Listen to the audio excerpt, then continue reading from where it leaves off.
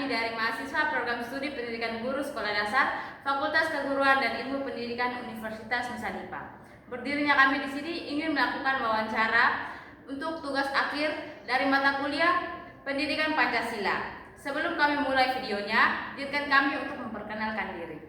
Perkenalkan, nama lengkap saya Santa Dewa Konsitameti dengan NIM 0812501189. Perkenalkan, nama lengkap saya Yuliana Nundarina dengan NIM 0812502190. Perkenalkan, nama saya Stefania Ulina Sogen dengan NIM 0812501877. Perkenalkan, saya Mariano Feni dengan NIM 0812501886. Perkenalkan, nama saya Kiki Hidayat dengan NIM 0812501884. Perkenalkan, nama saya Hilmus Boy dengan NIM 0812501883.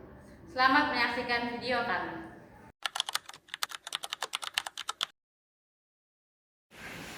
Baik, selamat pagi suster.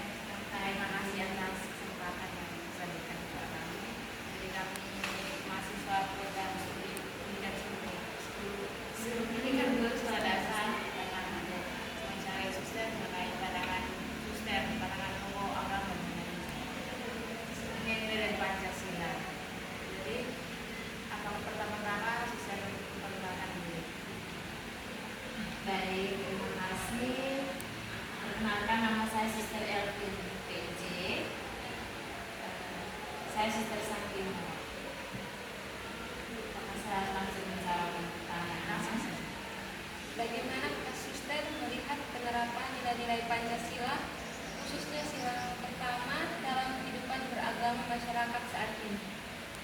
Terima kasih. Tentunya ya, sebagai bangsa yang hidup di dalam aturan, tentunya kalau saya melihat ya, tentunya orang sudah melihat situasi masyarakat, tentunya mereka sudah mengimplementasikan nilai-nilai Pancasila itu ya, seperti realita yang kita lihat, adanya gotong royong antar umat, lalu mungkin lebih kayak kebebasan untuk beribadah, adanya kebebasan untuk beribadah itu sudah dialami ya. Itu dalam sila pertama itu kemanusiaan ketuhanan yang Maha Esa. Nah, ketuhanan yang Maha Esa, sila pertama tentunya mengajarkan kepada masyarakat untuk adanya kebebasan dalam beribadah, lalu adanya saling menghormati antara umat beragama, dan itu sudah terrealisasi yang saya lihat selama ini. Baik, menurut Kakak Suster, sejauh mana kehidupan masyarakat saat ini telah mencerminkan nilai-nilai Pancasila dalam hubungan antar umat beragama? Memang ya, kalau kita seperti yang tadi saya katakan, memang sudah dijalankan, sudah dihayati, tetapi yang saya lihat itu belum terlalu konsisten, tidak terlalu konsisten, karena apa yang terkait dengan perkembangan digitalisasi yang kita lihat ya, apalagi ya anak-anak muda sekarang bekerja di sekolah TikTok, Instagram, dan banyak aplikasi-aplikasi Facebook.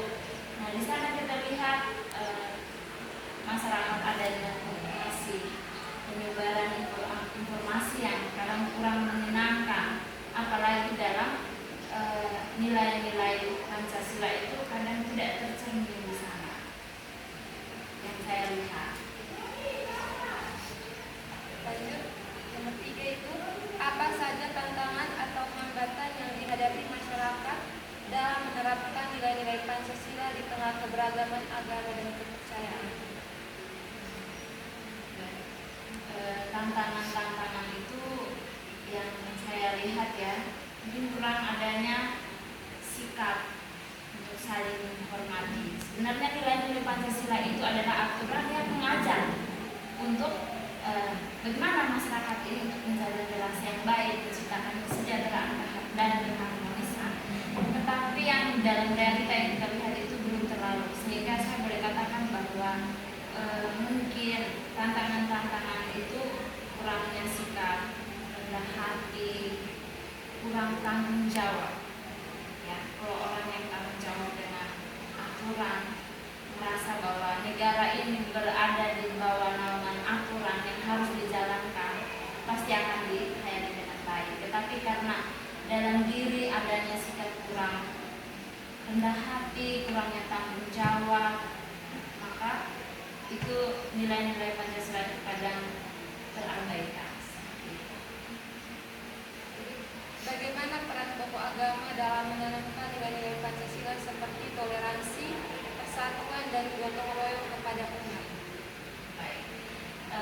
Karena memang saya sebagai seorang biarawati ya, saya melihat memang selama ini adanya usaha dari kami ya, namanya Romo, biarawati, lalu juga tidak terlepas dari pemimpin-pemimpin dari agama lain. Ya, kami punya aturan di mana di sana untuk menjalin toleransi. Kadang itu adanya pandangan pertemuan bersama untuk membicarakan bagaimana pandangan-pandangan dari setiap situasi yang ada.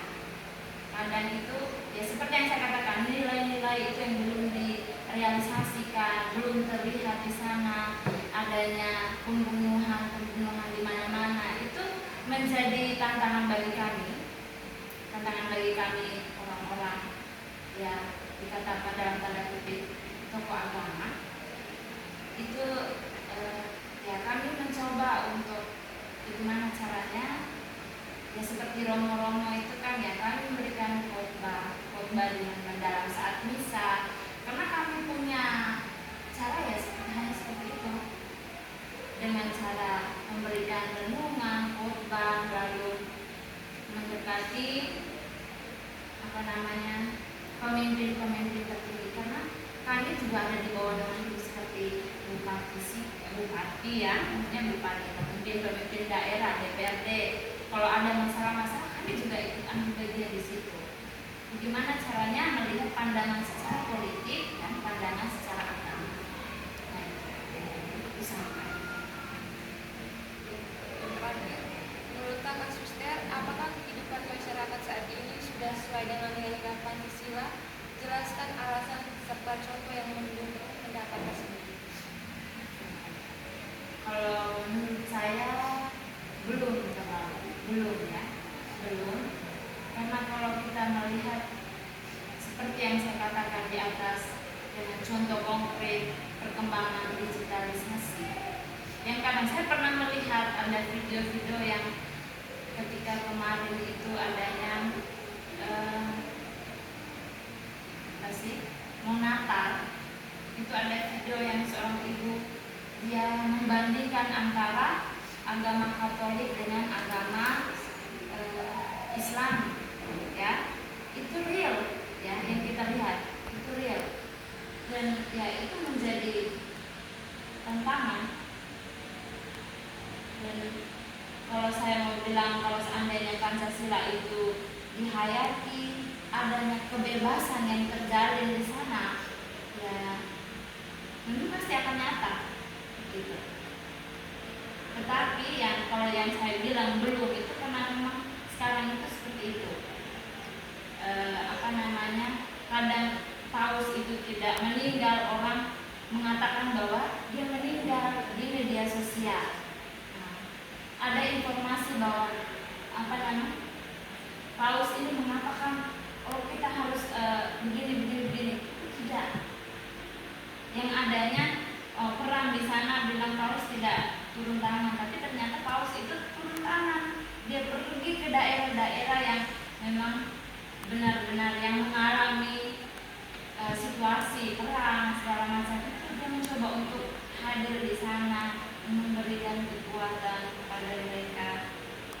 Jadi ya itu yang saya lihat, ya. Jadi kesimpulannya bahwa belum terlalu dihayati, tapi memang sedikit dihayati, tapi tidak menyeluruh gitu.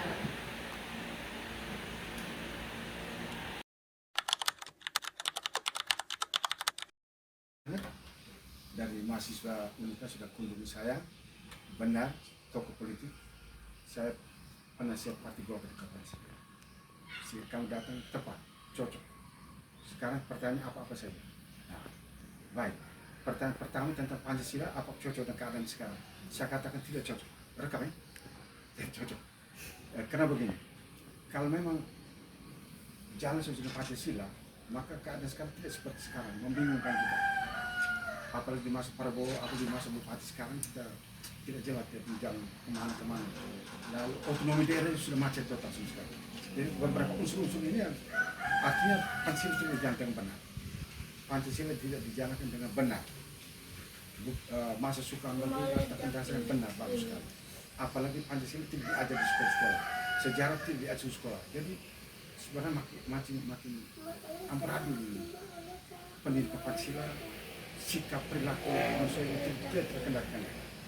Lalu yang berikut, keadaan sekarang nasional, provinsi dan kabupaten, ya dari pemimpinnya.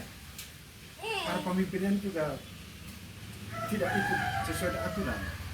Ya, katakan saya misalnya keputusan Jakarta, semua uang ditarik ke Jakarta semua. Ya, letak demokrasinya di mana? Letak Pancasila di mana? Padahal yang seharusnya urus orang-orang di masyarakat ini, bukan urus di Jakarta. Kalau Jakarta dia mau sendiri buka itu apa MBG lah, itu Koperasi Merah Putih lah, ya sebenarnya di luar dari kesepakatan DPR, tidak sesuai dengan aturan. Jadi pertama katakan bahwa Pancasila itu benar bagus sekali, tapi dijalankan dalam masyarakat tidak sesuai. Kami di partai politik juga merasakan tidak sesuai. Apa yang di bawah mau beda dengan di Jakarta mau beda. Nah lalu seharusnya dikembalikan kepada ajaran yang sebenarnya. Peletak dasar itu ya masa Soeharto itu bagus. Semua nilai-nilai Pancasila diajarkan di sekolah-sekolah sampai dengan dibentuk badan BP7. Itu bagaimana di sekolah-sekolah perilaku hidup itu harus sesuai dengan Pancasila. Sekarang tidak lagi. Malah lebih buruk lagi, Pancasila tidak diajar lagi di sekolah-sekolah. Sejarah tidak ada sekolah lagi, tidak lagi. Jadi kami di politik, kami tidak bisa bergerak, misalnya kami dari kabupaten, kami tidak bisa bergerak kami sendiri. Kami harus ikut aturan dari provinsi, ikut gerakan politik di Jakarta, lalu kami ikut irama. Nah, contoh misalnya Bupati sekarang ini, yang sedang duduk ini, itu perintah dari Jakarta untuk harus urus menangkan partai, menangkan Bupati ini, itu perintah partai. Dan kami tidak bisa lawan. Dan itulah, jadi partai itu taat kepada pusat. Dan kalau tidak kami dipecat semua. Kami dipecat. Ada beberapa partai tidak dukung Yos dipecat. Itu ada 2 partai. Gerindra itu terancam dia, hampir wujud. Ya, itu. Jadi Pancasila bagus sekali, terapannya buruk. Kami dari partai, kami sesuai dengan keadaan. Dan keadaan artinya perintah partai, perintah Jakarta. Nah, lalu supaya ini kembalikan lagi semua, ya Pancasila harus diajar di sekolah-sekolah lagi, sejarah harus diajarkan lagi, lalu semua kembali ke Undang-Undang Dasar dan Pancasila yang benar, murni dan konsekuen. Demikian, terima kasih banyak.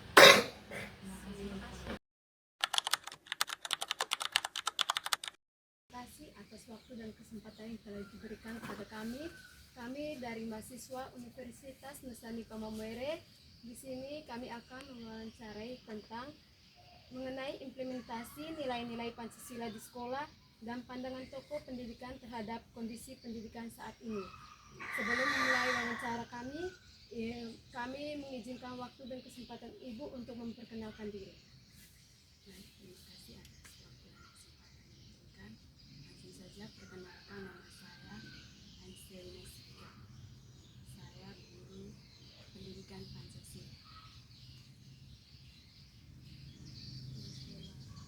Saya dari SMP PGRI.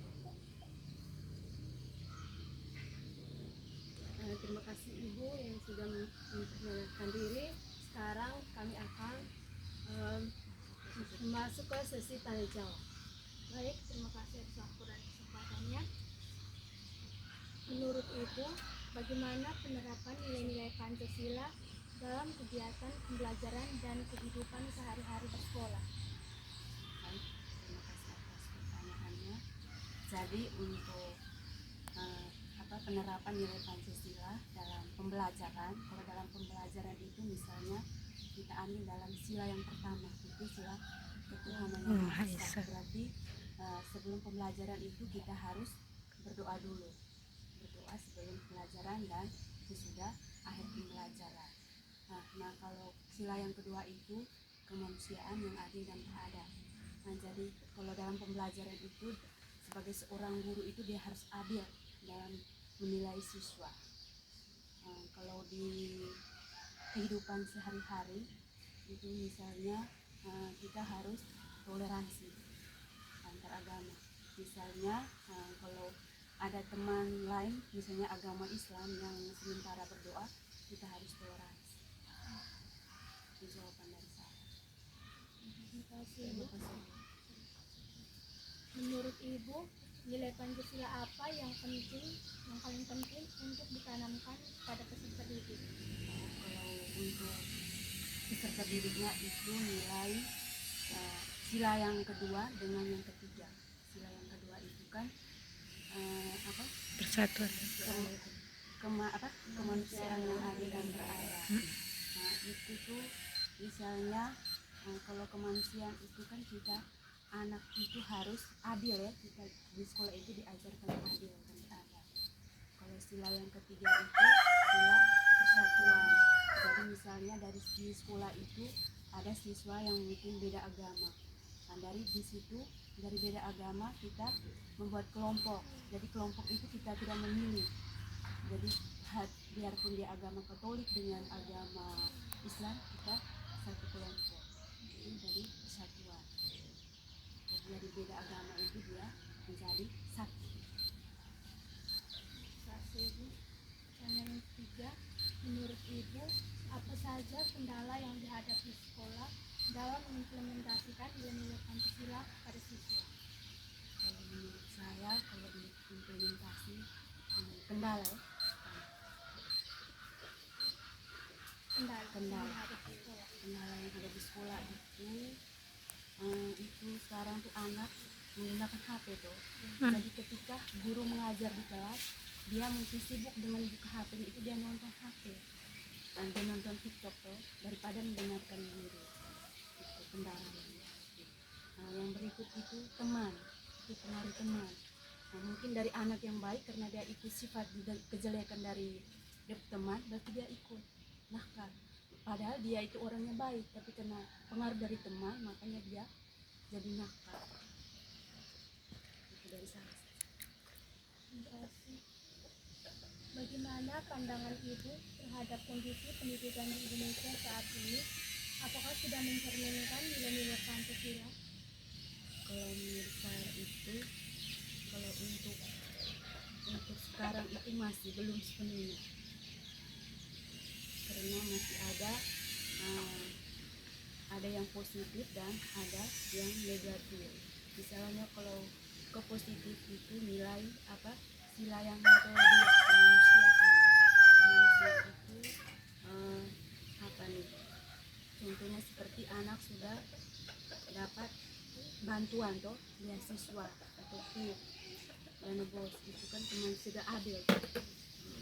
Kalau yang kurang itu persatuan, itu kan di sekolah itu masih ada bullying ya, masih ada teman yang mengejek siswa, itu kan dia belum ke arah ke positif, dia masih ke negatif. Pertanyaan berikutnya, menurut Ibu, langkah apa yang perlu dilakukan oleh sekolah dan guru agar dunia pendidikan semakin sesuai dengan nilai-nilai Pancasila? Kalau dari sekolah itu harus buat aturan anti bullying. Kalau dari sekolah, kalau dari pemerintah itu harus kurangi administrasi guru. Apalagi satu lagi, kalau guru itu harus adil.